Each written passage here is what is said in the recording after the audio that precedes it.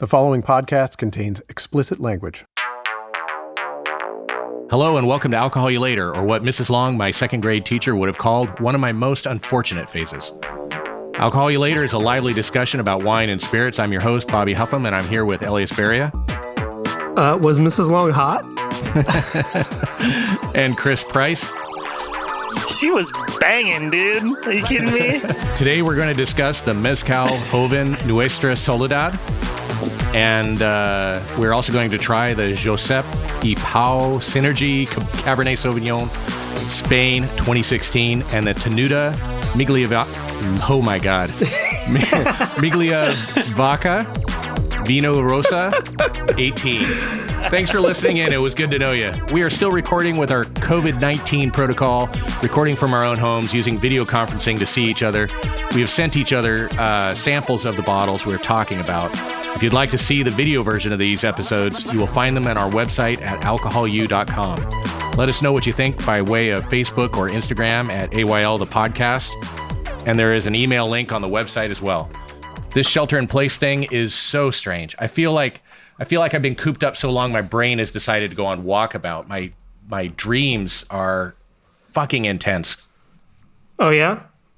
Your dreams are intense. Are you dreaming outside of your home, or are all your dreams on quarantine also? No, my dreams are on. They're going all over the place. They're going everywhere. Super vivid right now. Do any of your dreams involve a limestone sculpture of Miss Long? Miss Long. He's chiseling it. Have you read Pygmalion? Elyas, come to life, Mrs. Long. I can't take you seriously with that friggin' plant because you're behind it, and I feel like it just obscures half your face sometimes. You have a problem with it? Look at Bobby's video feed. He has the Wilford Brimley filter on over his face. Look at it. He's got this handlebar stash going on. I've got the apt pupil filter. You do, on. yes. You look like very severe. Let's put it that way. Mm-hmm. This is all coronavirus, obviously boredom that you guys are going through with your facial hairs. Experimentation. You got to do something. Got to do something on a daily basis. Otherwise, you're just going to go stir crazy. I don't have that many options because if I let my beard grow, like I said, I go instant jihadi, and I don't want to go there even if I'm not even leaving the house. But I have. It has definitely affected me in other ways where little things that were just part of everyday life that you never even noticed before are now major annoyances, because your entire world is distilled into the existence between your four walls, basically. Right. And so like, for instance, I've been eating a lot of cheese. Okay. I don't know about you guys. Okay. More cheese than usual. And I was cutting some chunks of cheddar to make cheesy eggs. And I came across something that is more of a problem now than it was before. And I call it, what did I call it? I call it reformative cheese stacking, where you cut a piece of cheese and it sticks to the knife. And then when you cut the next piece of cheese, it reforms into a cheese block with the cheese piece that you cut, and you keep doing that, and the entire cheese block just reforms, and then you have to separate it all again. That's super annoying. That was not an issue before, but now super annoying because you're just focusing on it. Yeah. I think so. I believe we have some pests in our house or something. Cause it's called a 3-year-old. I'll be on like late at night. I think it's like nocturnal. I'll be kind of like, I'll go upstairs to get myself like a snack or something, and I'll hear just kind of and I'll be like, I think it's and it comes only from like in the region of my 17-year-old son's area. Oh God, I don't want to know. But I think we have mice, honestly. Also, missing a lot of lotion. That's a lot of Oh yeah. Can you make that? Can you make that sound again? I think it's mice. Can you tell me? Shit. Oh yeah. Yeah, that's definitely mice using up all your lotions. Just kidding. That's never happened. Just kidding. Oh my God. You just alienated our one listener.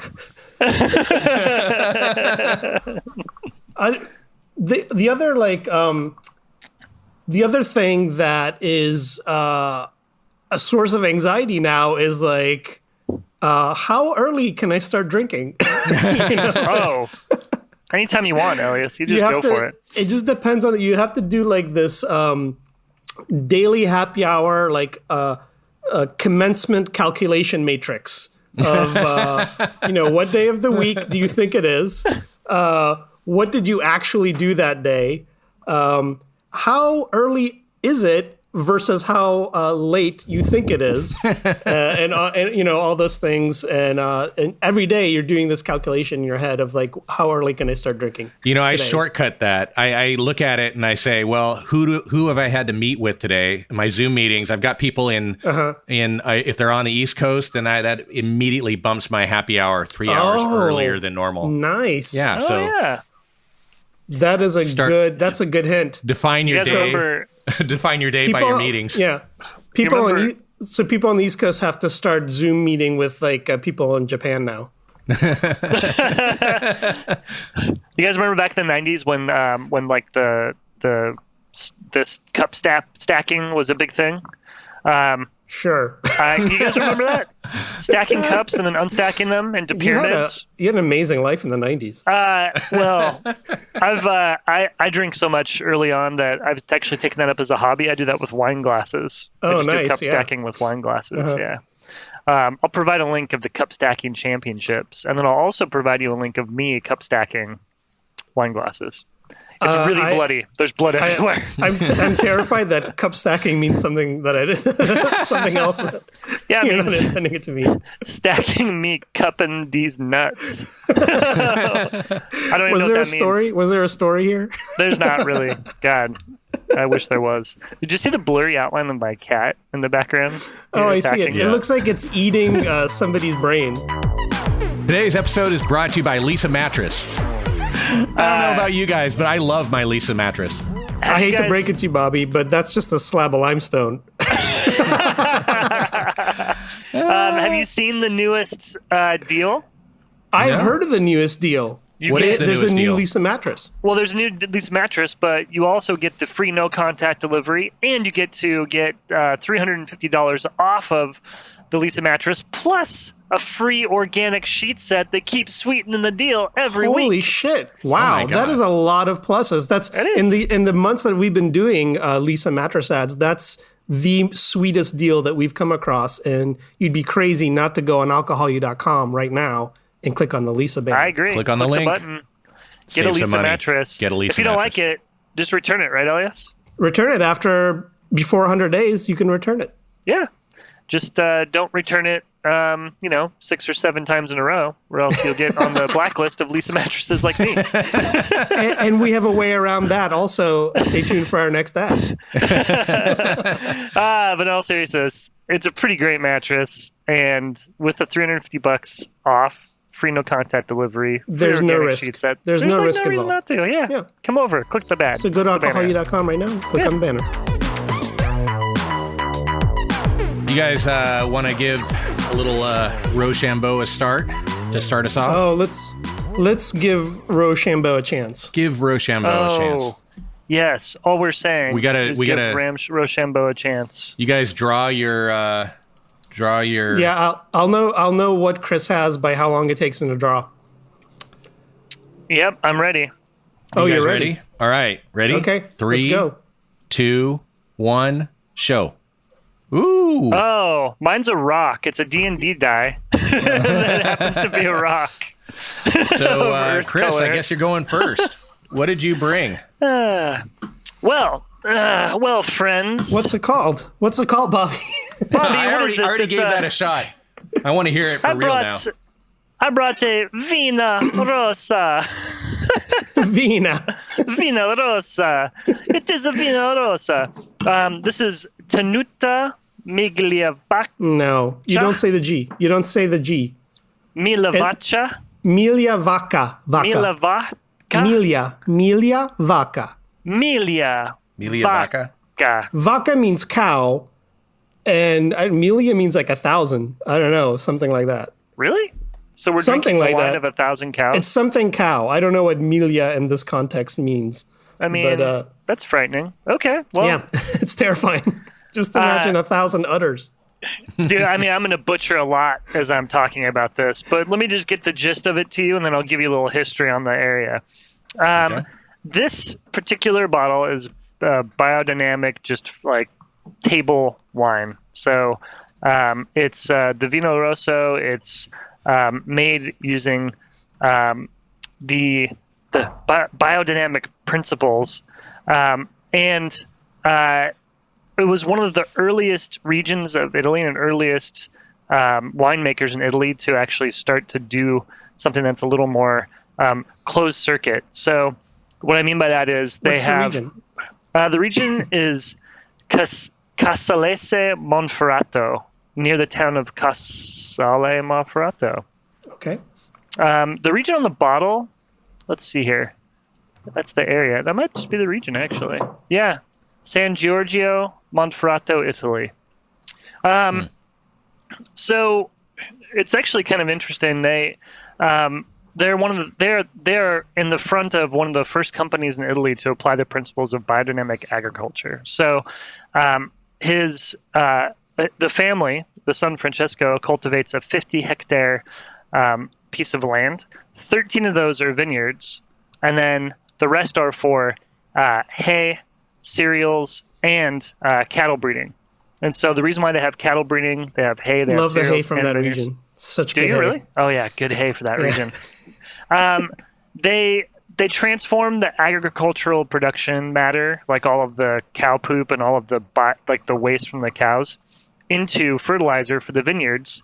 And they really kind of create this self-sufficient life cycle. It's a closed cycle where they do everything within their one piece of land with all of the different parts that they grow or manage from an animal standpoint, which is pretty cool.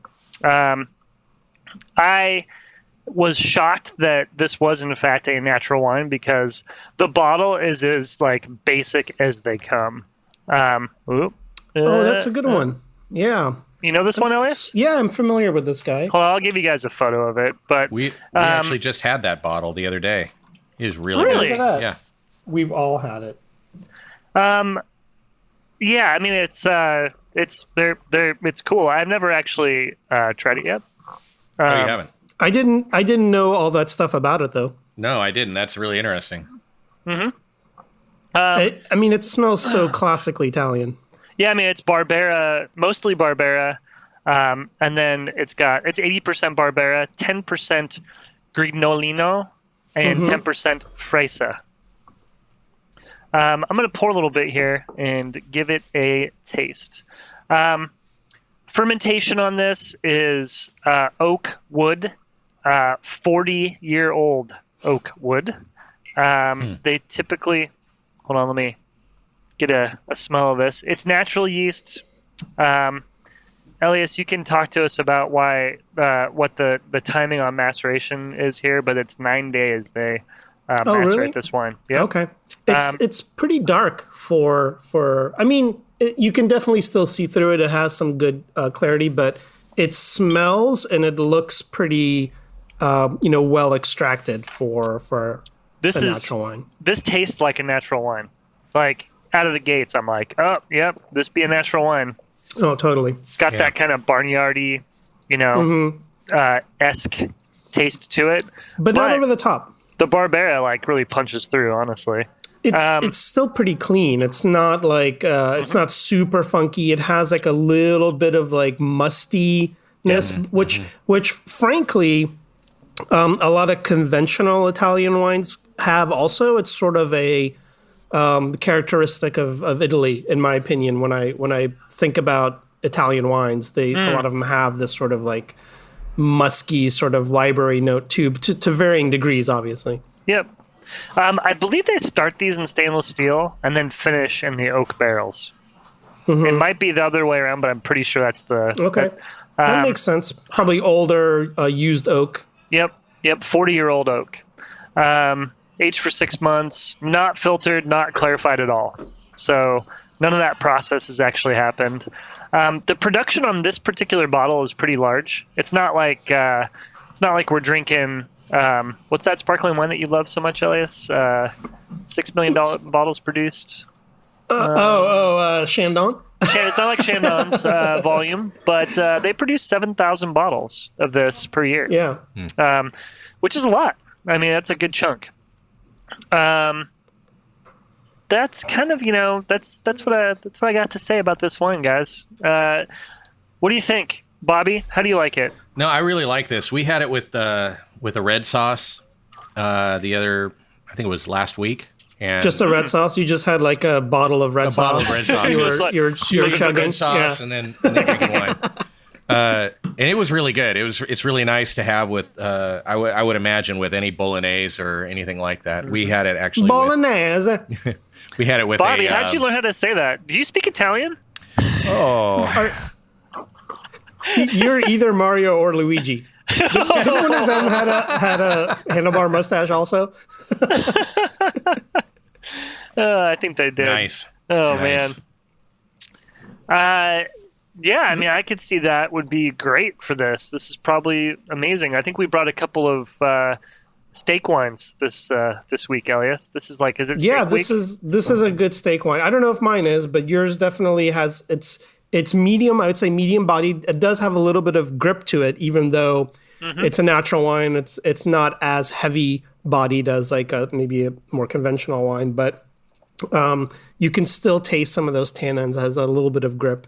But it's interesting. Very enjoyable. It's interesting that they're holding it, or that they're aging it in oak. Like they're making that an important feature, because 40-year-old oak isn't going to impart much in the way of flavor. And as a matter of fact, when you taste this, you don't really get that big oaky sort of thing that's common with West. A lot of winemakers do that.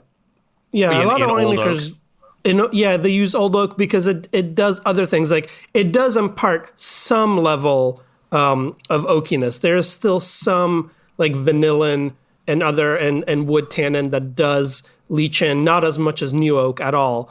But what aging in wood does, wood is porous, so you get some level of sort of micro oxygenation.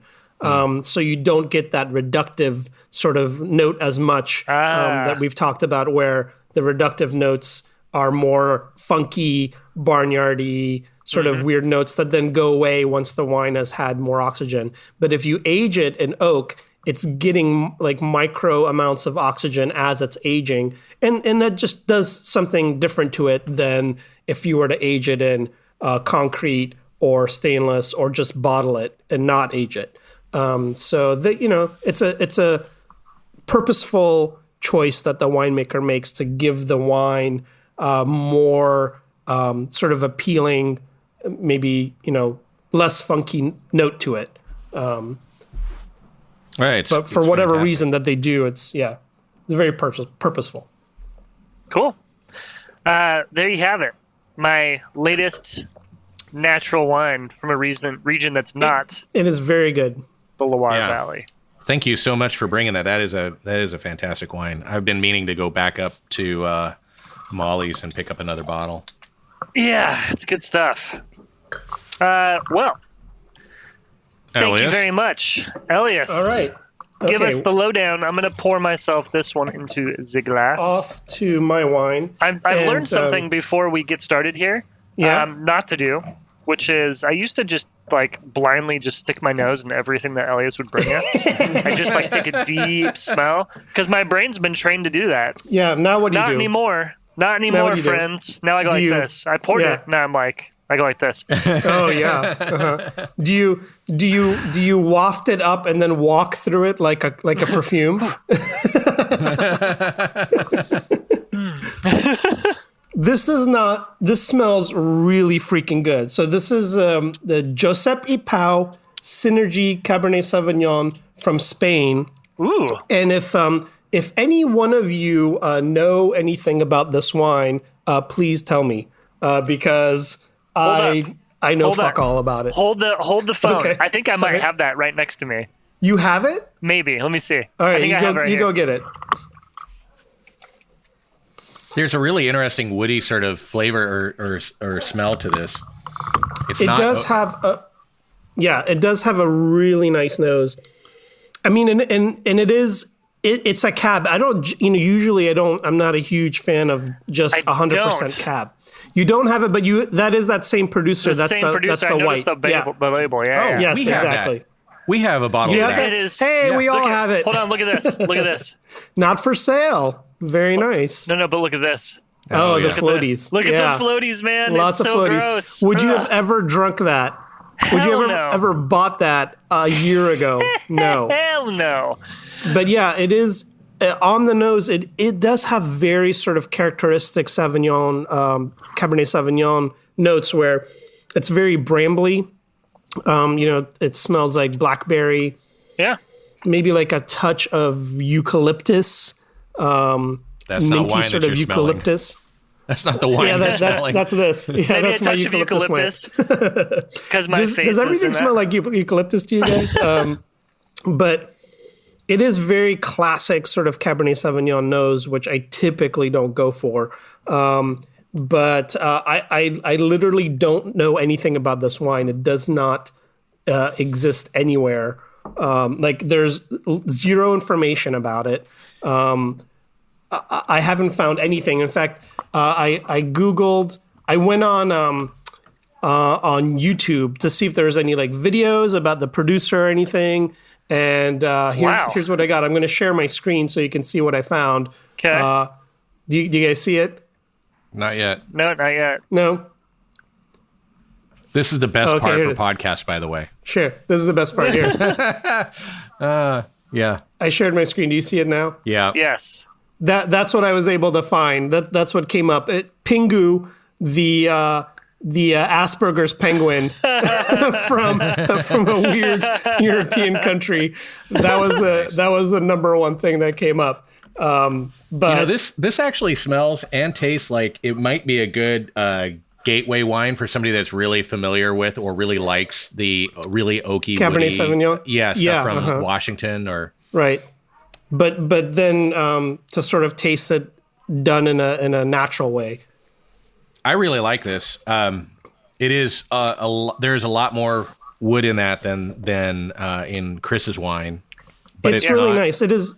Yeah. It is not delicious. funky. Yeah, it's not a challenging natural wine. It's just made in a pretty simple, honest style, but with a grape that typically makes a very rich, heavy-bodied, high tannin red, but made in this sort of lighter style. You get a lot of those Cabernet Sauvignon notes that people love in general, but made in a lighter, more approachable style. So this is something you could easily just only drink this if you were just having, wine before dinner or whatever. You don't necessarily need food with this, but then you can very easily transition into either a steak or pasta or chicken or just veg or roast vegetables, whatever. It kind of is very versatile. This is lighter bodied than that Vino Rosso. It is, yeah, exactly. Yeah, it's crazy. It's a Cab Sav. Yeah, it's Cabernet Sauvignon. Dude, and this will make a great Cab Sav slammer. I should actually get in touch with the Shaker and Spoon dudes and give them that idea. Oh yeah, the Cab Sav slammers. Slammer box. Yeah, it's just it's a fantastic cocktail. The recipe card will just be go buy a bottle of Cabernet Sauvignon, pour it into a pint glass, and then slam it. That's the recipe card. Thank you for your $40. See you next week. See you next month. I love it. This is definitely. It looks really almost like a plum color. Yeah, it's pretty you can tell they probably did a similar number of days of maceration as the Italian wine that Chris brought. Probably 9 or fewer days. So it picks up some color, but it's not inky. It's not opaque. You can, quite easily see through it. And it's sort of more brown than it is red. Like there's like brown on the edges. So it might have spent some time aging in used oak as well. I don't actually know because there's literally nothing, no information about this wine whatsoever. But that would be my guess, that it probably had a little bit of wood age to it. Because so the deeper the color is indicative of the amount of time in maceration? Yes, for a red wine or a white wine, yeah. So if it's like, and sometimes it has to do with the individual grape variety too, because some grape varieties have more pigment than others, obviously. But typically, if you have a really opaque red wine that you just can't see through, that means that it was left on the skins for a very long time to extract that maximum amount of color. And then winemakers do things like pump over the red wine from the bottom of the vat over the skins and mix it up to just sort of, maximize that color extraction. So if you have a wine that isn't very color extracted, then that's less time on the skins. And if you did only like a day on the skins, you get something called rosé, which is just a red wine where it had minimal skin contact, and then that's why you get that beautiful pink hue. And if you did any more than that, you would then start getting into making it into a red wine. This is great, Elyas. Nice find, man. Thank you very much. Very happy. The Giuseppe Pau. I mean, it's I hate to say it, but we frequent all the natural wine stores here in Seattle. You do now, yeah. I say we do, because it's we're on the same boat together. I mean, listen, this isn't like a Walmart wine show. This is not like... Not anymore. Not anymore. This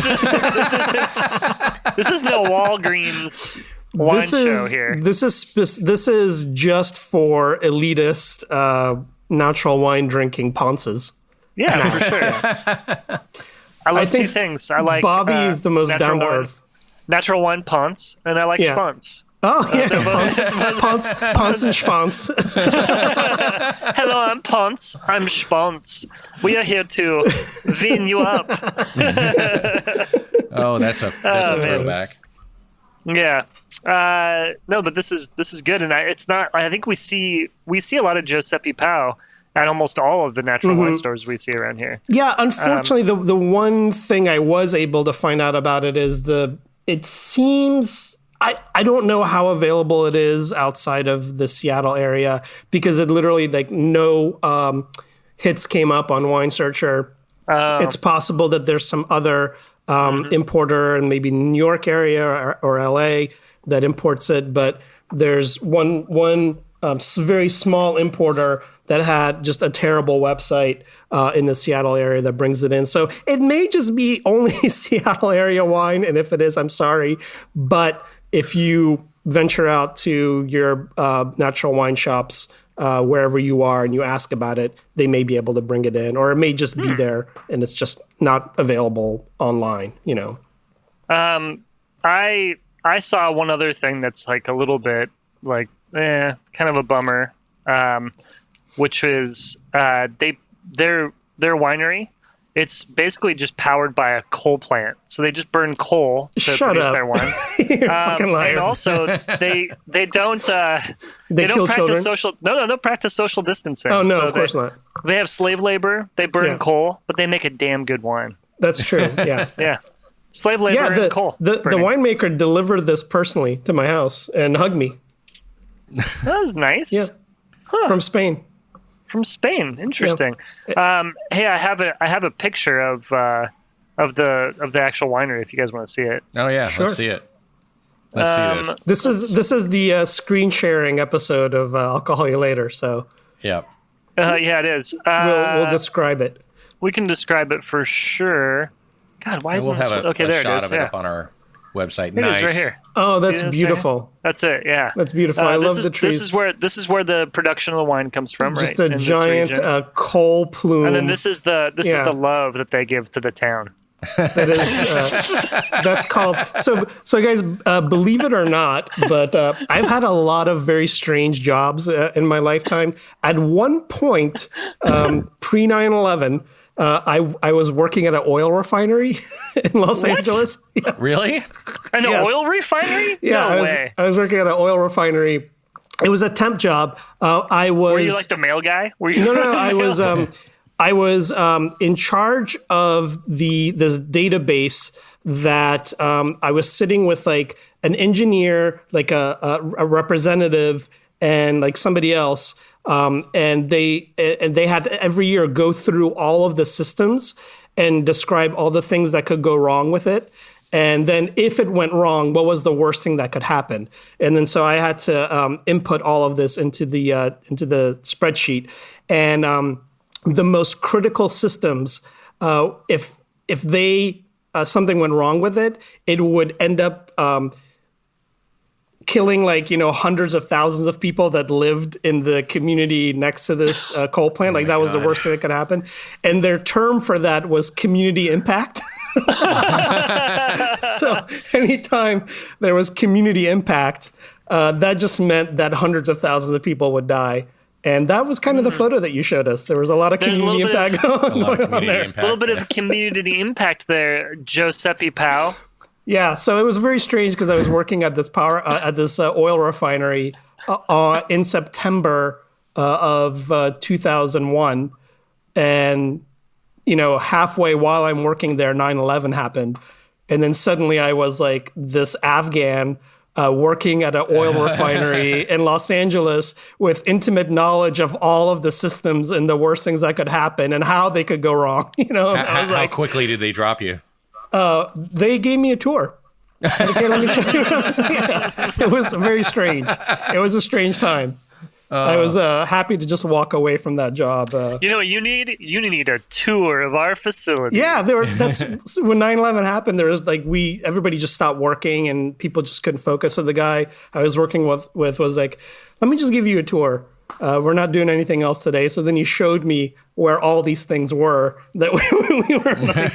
If you were to drive a dump truck full of fertilizer, this would be the spot to do it, right here. Oh God! But wow. It was a strange time indeed, and that's what this reminds me of, I guess.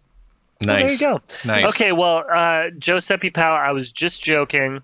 Obviously, you don't burn coal to produce your wine, and you don't have slave labor. Oh, it is conjecture and funniness. Thanks for clearing that up for us. No problem. My pleasure. He is from Spain, so they probably don't practice social distancing. Yeah, they probably. I don't know. Yeah, we'll see. So, time will tell. So, Chris, you had a wine from Italy. Elyas, yours is Spanish. I'm going to take us back across the pond and take us down to Mexico for a little bit of mezcal.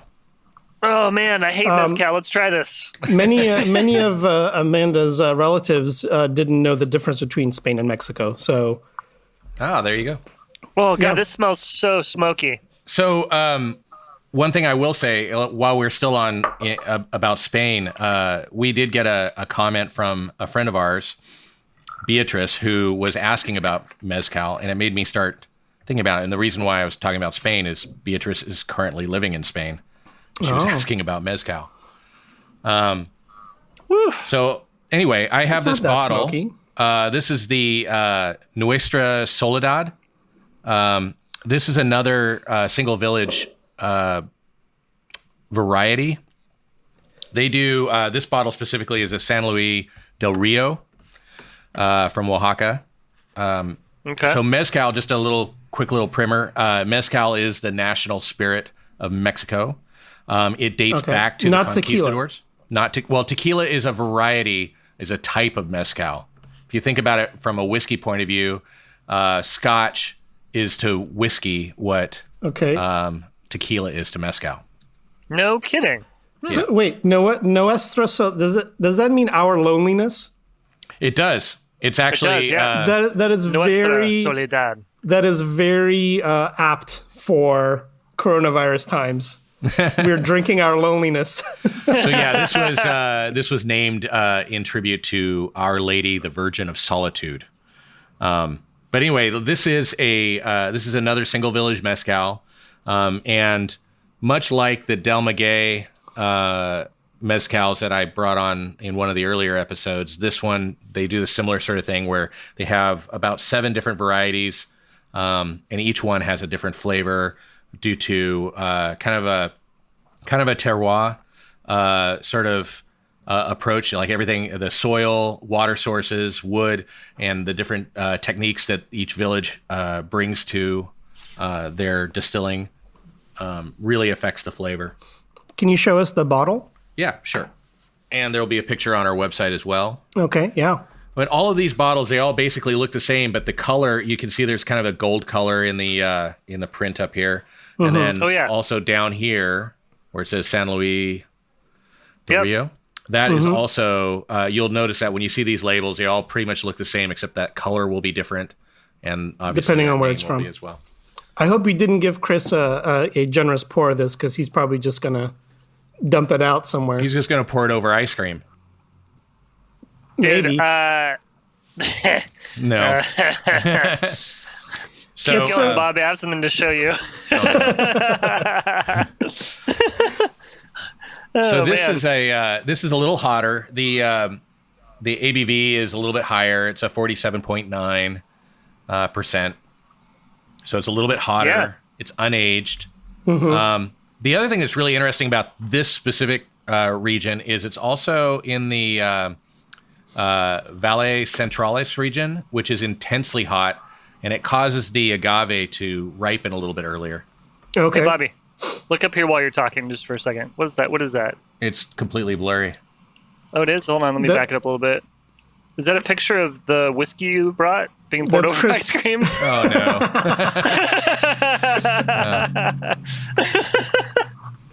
This will be poured over ice cream, too. Oh, good. So this, the other thing about this mezcal specifically is it's made from the Espadin agave, which gives a little bit different flavors and whatnot compared to some others. So that would be another thing to look for when you're... There are different varieties of agave, which when you say it, it's like, well, yeah, of course there are, but you never... once you start getting deeper into things, you realize, there isn't just one kind of apple, right? There isn't just one kind of tomato. Right. So there's different kinds of agave, obviously, that have different flavors, right? Yeah, and like tequila, for example, is strictly made out of the blue agave. So, I mean, this is a different agave. This is a whole different, okay. I don't know what it is about the mezcals, but I mean, they just do not sit right with me. Well, you don't like smoky, which is weird to me because you drink a lot of spirits and that you've never developed that sort of... Yeah. And we know how much your people like fire also. No, yeah. Mezcal is actually pretty well known for being a very smoky sort of spirit as well. A lot of it has to do with the way that they treat the agave is usually in open pits. Like this is an open or an oak pit oven, basically. They treat it very harshly. Fermented in open air, and it's distilled twice in copper alembics. I'm reading some notes there, but I'm like, you're bugging Bobby's reading. Stop it! Stop it! You're interrupting Bobby's reading. He's telling us a story. We know how much Chris and his people hate reading and books, and how because you burn them. Oh my god! What are you referring to? I don't even get the joke. I'm just looking at your haircut. You're looking a little Nazi. Oh, got it. Chris just recently shaved his head and grew a beard. You look very American History X. Just wait until this beard gets bigger. I'm growing this bad boy. I'm not going to touch it for 60 days. You're going to end up looking like Trump's campaign manager. Probably, actually. That's a good-looking beard, dude. Good-looking beard. Sorry, Bobby. Please, what page were you on? Sorry, Bobby. I know you probably lost your place. No? No, we were just getting into tasting it. What do you guys think? I think it tastes like a bunch of sticks got lit on fire and poured like hot ethanol all over it. Nice. That's what it tastes like to me. So if you're not into smoke, don't drink this. Don't drink it. Yeah, it is a bit hot initially. I think it comes on at first. The first sort of smell I took of it, all I could smell was it just smelled like rubbing alcohol. But I'm getting a little bit more of the nuance now after I sort of acclimate to it. Yeah, I smelled the cap of the bottle that Bobby sent it to me in, and it really absorbed a lot of that smokiness. Actually, the thing that I find interesting on this is that the nose doesn't carry a lot of that smoke smell. It's mostly in the taste. But I do get the rubbing alcohol sort of thing. Initially, I'm also getting some floral qualities. I have a question about the process. So this is obviously not aged. It's totally clear. Yeah. And the way that I'm familiar with smoke flavor getting into wine or maybe even into like scotches and stuff is they burn the barrels, right? I don't know about scotch. But so how, if this is not getting aged in wood and the wood isn't charred, where is that smoke coming from? They're burning the agave balls? Yeah, they actually, and same with Scotch. Well, Scotch is from the malting floor. So if they're burning peat to kill the malting process. In mezcals, they actually are roasting the agaves to soften them up and make them so that they can then ferment that pulp. So it's all that smoke from the in this case from the oak that they're burning to roast them. So tequilas that don't have this flavor, they're not burning the agave. So tequila specifically, I'm not sure quite how they do it. I need to actually do a little research because you're right. Tequila typically isn't smoky. It's a clean version of this. So I need to do a little research to figure out how it is that tequila is not getting that smoke in there. But that's I like to think of mezcal especially these single village things. I like to think of them as kind of a almost it's not as though a group of farmers are just sitting around making this stuff, but it's kind of like that. It's very rural in the area, sort of a thing. Yeah. Each village contracts a different liquid smoke manufacturer to send out chemical smoke. Nuanced. How would you drink this? How do you drink this, Bobby? I just do this just neat. Yeah, but I mean, the thing is, this is really, it's a very hot spirit, so you could actually make a nice Paloma with this. You could make other cocktails if you wanted to make a margarita. It's hot enough to where it could actually carry the smoky margarita. Smoky margarita with jalapenos. Oh, yeah. Could do that. Smoky jalapeno margarita. Over ice cream. Now you're talking. Yeah. Oh, man. Well, Bobby, once again, you brought a terrible mezcal. Thank you. Appreciate it. It is very nice, Bobby. I definitely can appreciate it. It's not necessarily my drink of choice to go to for a neat drink, but it's pretty nuanced, and it is, really well made. You can tell it is complex, and I don't think the smokiness is overpowering. I think it's there, but I think it's a good sort of balance. I think if you're sensitive to smoke, like Chris has proven to be, I love it. I love probably I would avoid it. But if you're not, I would agree with what you just said, Elyas. It's not overpowering. The smoke isn't. It becomes one of the many notes in the in the flavor profile, but it's not the flavor profile. Well, Bobby, you've known me for a few years now. Here's a spoiler alert. I'm sensitive to most things. I have translucent skin. I don't take well to wind, to heat, to cold. You don't see the sun very often. I really am just kind of a sensitive creature in general. It's a delicate flower.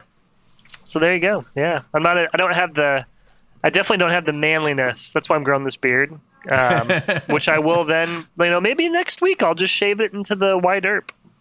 Nice. There you go. Maybe. What'd you call this, Elyas? What'd you call it again? What's the American what's the History guy's X. Oh, No, what's the guy's name? Wilford Brimley. Oh yeah. Oh hey Bobby. You know how I like to start every morning with a good With some oats. bowl of old-fashioned oatmeal, Quaker oatmeal. There he is. Is that the guy? That's the guy. That's the guy.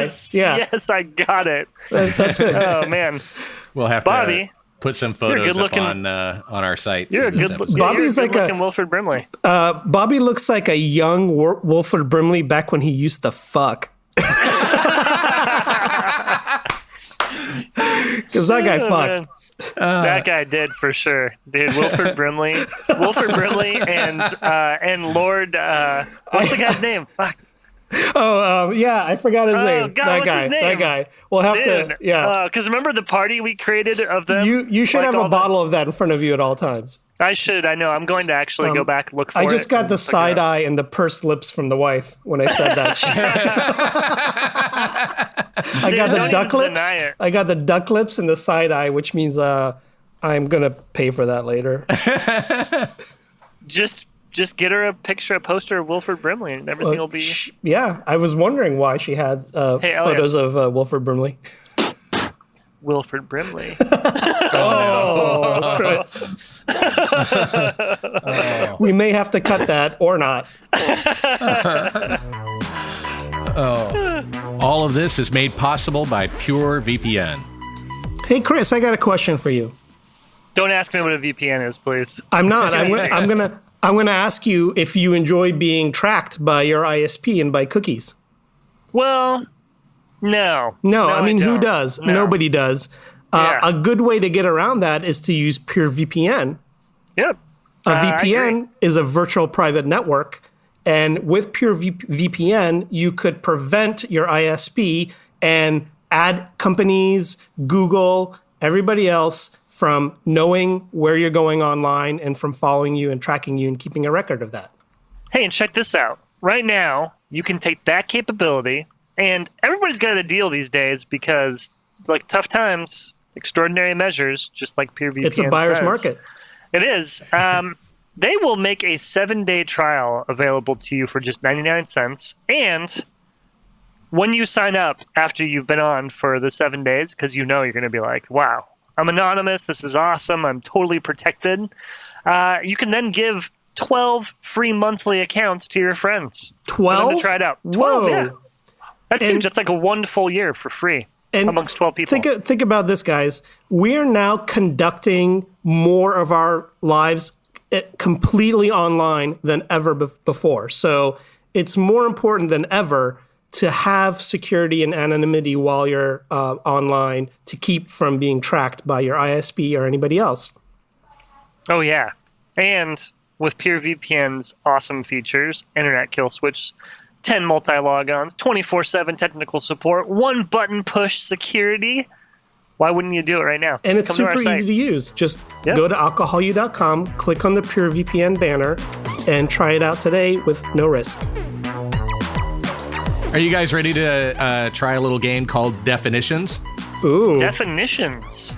I I'm have gonna throw out- really good definition in my pecs. Oh my God. Those are called man boobs. Boobs. So I'm going to throw out an actual term, word, or phrase, and you guys are going to see if you can come up with the definition for it within 20 seconds. 20 seconds. All right. 20 seconds. So let me get the Can I use timer. PureVPN? You should use PureVPN. Absolutely. I'll just Google I'm it. using PureVPN. Let's go. So 20 seconds. Okay. All right. Are you guys ready? I'm going to say Yeah, you're going to give us a word. I'm going to give you the word. You'll Okay. have a and then we're second going to think about define it. You'll have a second to think about it, and then you'll have 20 seconds to start your definition process. Ready? Okay. Okay. The first word is crusta. What? Crusta. Crusta? How do you spell it? Crusta. Okay. Huh. Okay. Ready? Go. 20 seconds. Okay. Well, Crusta, with this new haircut and the fact that it's really easy to be unkempt. It's kind of it's in my genital region, the formation that starts to develop is the crusta as I don't shower. Is that right? I think that is right because I mean, if we both come up with a very similar definition, then obviously it must be right because I'm telling you, it doesn't smell very right. It doesn't. Whatever it is. If it smells so wrong, it can't be right. Oh my God. I mean, yeah. So there you go, crusta. Yeah. I'm never going to ask for that on a drink again. My definition is I don't know if you guys know this, but it's challenging for me to sleep cleanly. Let's just put it that way. Yeah, we've beat that horse to death. And oh my God. every morning when I wake up, Amanda's like, "Can you just clean the crust off the mattress, please, before you leave and the all room?" you have to do is just pull off that I just the pull Pure off VPN mattress cover. and burn it. Sorry. Oh, I'm mixing the two Pure metaphors. VPN mattress. You just gotta pull off the Lisa mattress cover and just burn it. And just burn it. There you go. No more crusta. Yeah. So crusta is a sugared rim of a glass. Oh, Got a cocktail. Yeah. Well, that too. Why don't you just say sugar? You ready? You want to try another one? Yeah. You ready? Sure. Yeah. All right. So let me set it to 20 seconds. And your word is Kummel. Oh, Jesus Christ. Sploosh. Well, it's kind of crazy. It is this. I play a lot of Dungeons and Dragons, and Oh, you one of the weapons. You play D&B? I do. D&B. D&B. What's D&B? D inside B?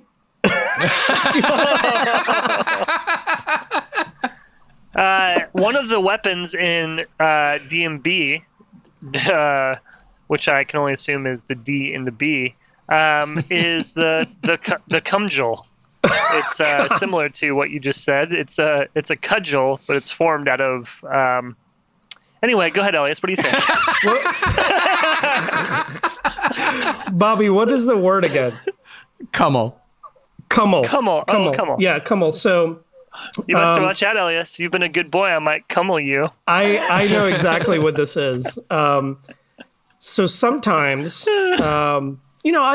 these days we like to wear loose-fitting, comfortable pants at home, right? But sometimes I like to mix it up and I wear very, very tight pants. And when I do that and I walk about, I get aroused, and it's something I call Kummel toe. Oh, no. Oh, God. And I think you could just imagine the rest. I don't have to describe it to you. Whew, That's my man. definition. Wow. Bobby, you guys, choice. You guys were so off. And I'm never going to be thinking about this the same again. Thank you. Thank you very much. What does it mean? Kummel is actually, it's a sweet liqueur made with a caraway seed flavor. Oh, yeah, totally similar to it's what we were definitely saying. a sweet liqueur, and it's made with some kind of seed.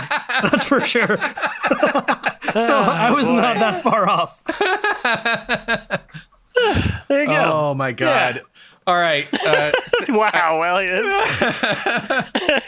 That will not be in your next cocktail box recipe for sure. Anytime soon. All right, guys. Why don't we take it into the bottle recap, and let's see how your different Let's do it. different wines are Let's do this. Okay. shaping Oh, up. Chris's wine smells a little vinegary to me. Yeah, it does. I mean, Still tastes good. It's appealing. Still tastes yummy. Elyas's wine. Well, Oh, yeah, let we're me do doing my yours. wrap-up. Sorry. We're doing yours. Yeah. It's nice. So, It's bright. It's held up nicely. I wouldn't leave it in the glass too long. Wait, are we talking about whose are we talking about right now? This is Chris's wine. Chris's, yeah. Chris. What Elyas and I call Vino Rosso, what you call Vina Rosa. Vino Rosa. Vina Rosa from He's drinking Tenuta lady wines. Migliavacca. Yeah. There's dude, Francisco is like so pissed at you right now, Totally. He's not happy. Luigi. Wait, say the name again properly, Elyas. Vino Rosso. No, the one immediately prior. The name of the winery. The name of the winery. Yeah, you say it, Elyas, not me. Tenuta Migliavacca. Tenuta Migliavacca. Migliavacca. Yeah, it's good. I like it. Yeah. Will I drink a ton of it? Probably not. I mean, it's not 100% my bag, but it's like if people like Italian reds that are Barbera-esque, this is a fantastic one of those. It's it's not that 100% serious. my thing. It's not that serious. It's not typically like Barbera can be very sort of austere, not a lot of fruit, depending on the producer. But it's fruity. This one is like very smooth, very chuggable. It is a gluggable. Yeah, but it's not meant to be like left in the glass for a long time. It's not going to sort of evolve into anything better necessarily. It's just sort of meant to open and drink it with your meal.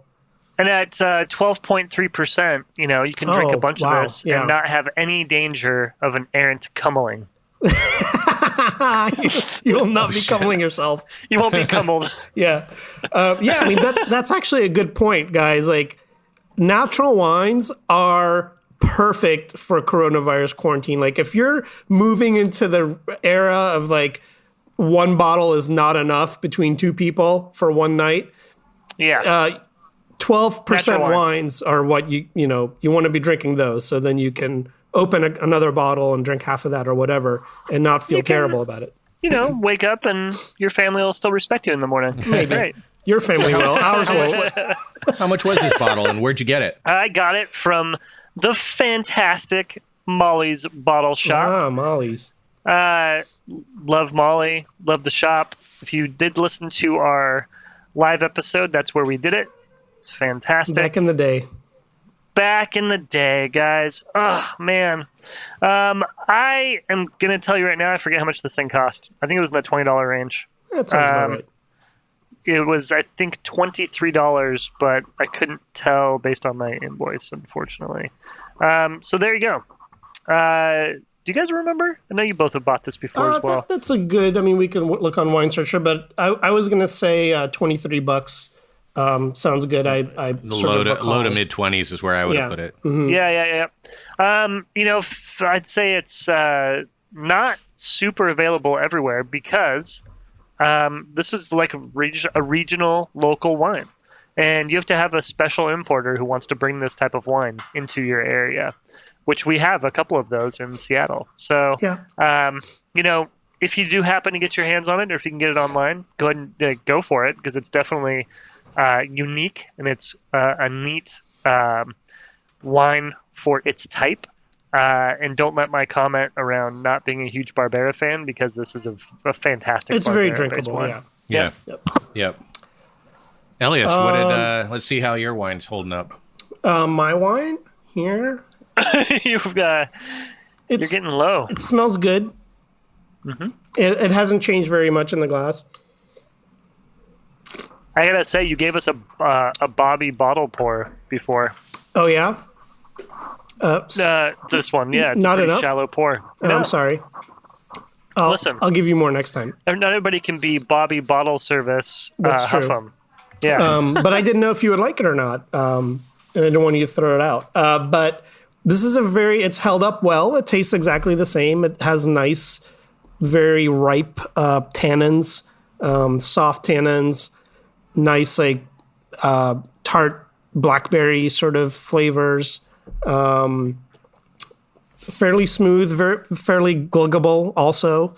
And I don't know, this is a perfect wine. I bought like 4 bottles of this from Lausanne because it's only $16.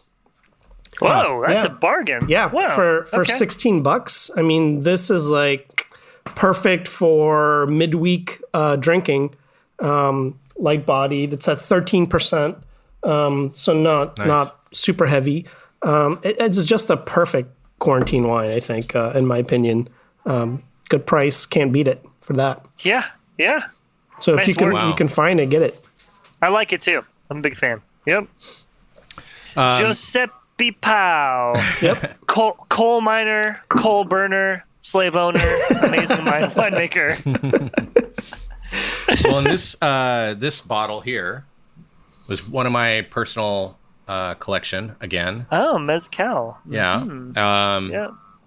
You can buy this bottle for about $55 plus taxes. In Washington State, that puts it at about $70. And you can. I haven't been able to find it very regularly in Seattle. I think I actually picked this one up in Texas. Oh, okay.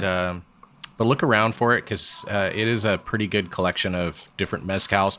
And the one thing I would say about it is if you're new to mezcal and you want to try different mezcals to see what kind of variety that you can really explore that type of spirit, it might be a good idea to go and dig into this collection. This producer, because you get to try what a lowland mezcal or what a highland mezcal or all the different regions that you can that it's made in, so you can see what all the different flavors are and that sort of thing. And then that would of course encourage you to go further abroad and try different things. At least you know which region to look into.